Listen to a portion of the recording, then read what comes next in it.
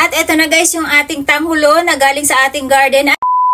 Good morning guys at maulang umaga sa inyong lahat. Dalawang araw ng umuulan at titignan natin kung magiging matamis pa rin ba yung ating strawberry. Pero dahil umuulan guys, hindi tayo magsisweet testing kundi gagawa tayo ng ating tanghulo na request ni Miss Chi May Ramos. Ang sabi niya, ate, pwede po bang gumawa kayo ng tanghulo?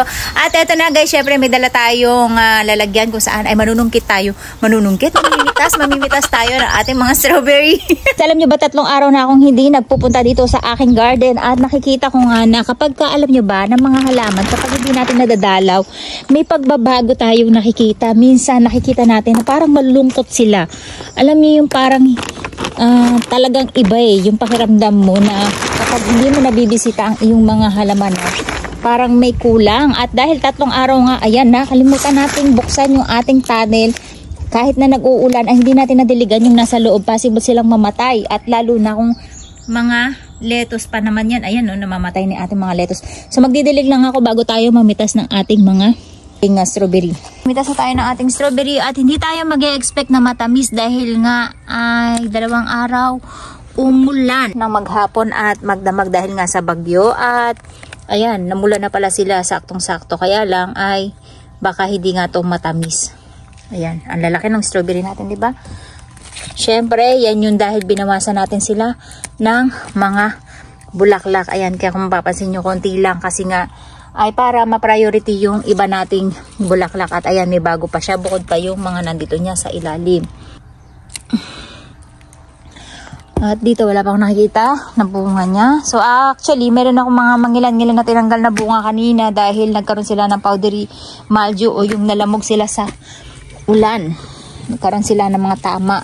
So pagka ganyan ay hindi na natin sila tawag dito, ayan, parang namumuti siya pero hindi ako sure. Tignan natin kung mahihinog pa yan guys. Ayan. At dito meron lang siyang hilaw pa tong iba niya. Ayan, hindi pa siya masyadong, ayan, napapatakan siya ng tubig tapos nai-stay din tubig. Ayan, ang ganyan na nangyayari. So kailangan talaga ay natutuyuan talaga sila. At meron pa tayong nakikita dun sa kabila.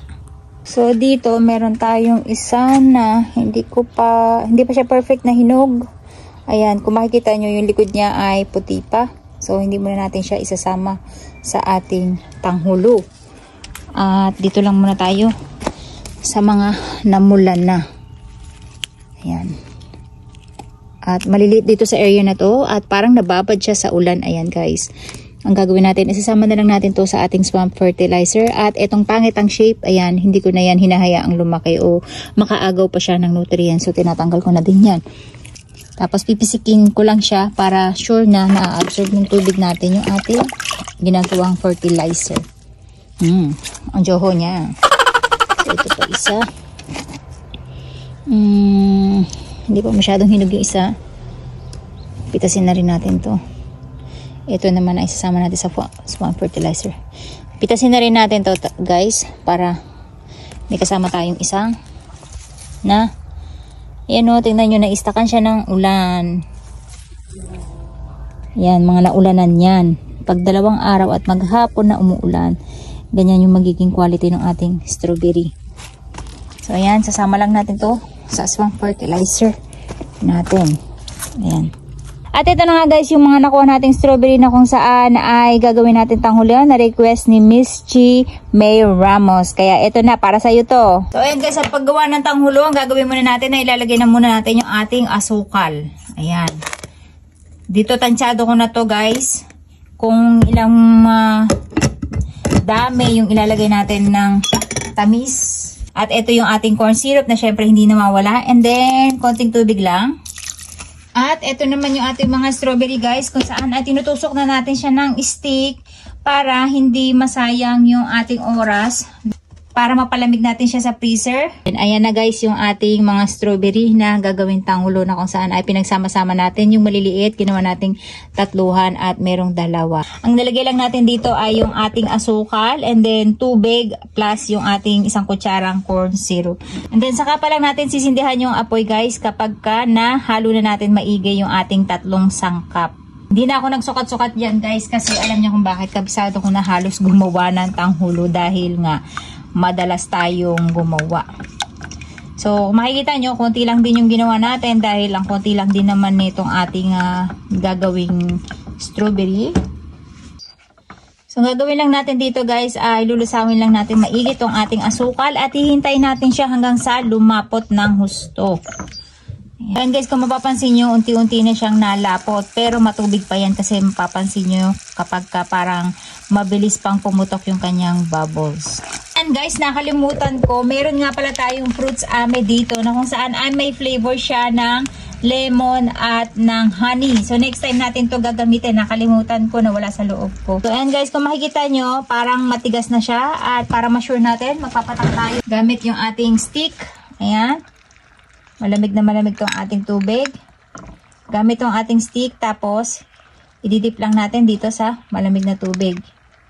Ayan. Tapos, ayan. Malutong na. So, pwede na to guys. Ang technique dito, huwag niyo papatayin yung inyong apoy. So, uunahin natin guys yung ating mga strawberry na pinalamig na kinuha natin sa ating garden. At mabilisan lang to. So, ganyan lang ang gawin nyo. At, patak. After. Ayan, mabilisan. At ingat lang kayo dahil talagang mainit ang... Oh my gosh. Wag. Diyos ko, buti na lang. Buti na lang guys ay merong ano to, tungkod. Nalaglag siya na dulas. Ayan. Bilisan kasi mabilis tumigas ang asukal. Okay. And then yung ating mga strawberry na binili pala ni Papa kahapon. So ayan, nilagyan na rin natin guys. Parang kulang yung asukal natin. Okay. At ito na guys yung ating mga tanghulo na ginawa natin na fresh from garden. At sinamahan ko lang ng mga iba pa nating tirang strawberry na nasa repa pala. Ayan. Nagagawin nating jam. At titikman na natin yung ating tanghulo na galing sa ating garden. At ang palatandaan ko dyan guys ay itong nasa gitna na kung saan sila yung mga nauna natin. Ayan, kung makikita nyo, diba may hilaw pa. So, ang titikman natin guys ay yung isahan lang. Para hindi naman ako maumay. Tingnan nyo guys ha. Ito yung isa sa mga galing sa garden natin. Ayan. Kasi makikita nyo, ibang-iba yung kulay niya. Fresh na fresh pa. At hindi pa hinog na hinog. Diba? Ang galing na ng lola niya gumawa ng tanghulo. Tadakimasu!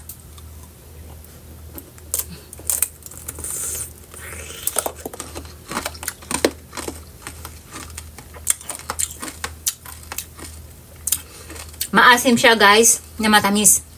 Ang problema, parang nalalasahan ko yung tubig ulan. Kasi matubig.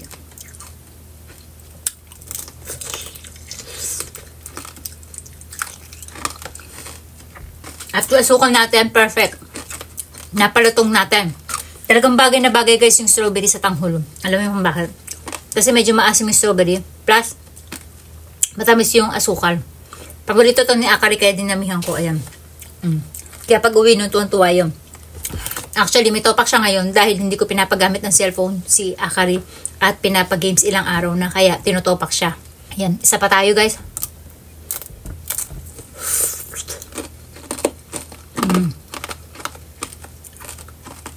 Ingat lang sa pagkagat kasi nga matalim. Ano to? Diba? Alam niyo, ang sekreto lang sa paggawa talaga ng perfect tanghulo, maglalagay kayo lagi ng corn syrup. At yung para ma-maintain yung kanyang clear. Ayan, nakita nyo hindi nagkikrystallize yung asukal. Unless, yung panghuli na, maninigas na talaga siya ng husto dahil sobrang kulo na.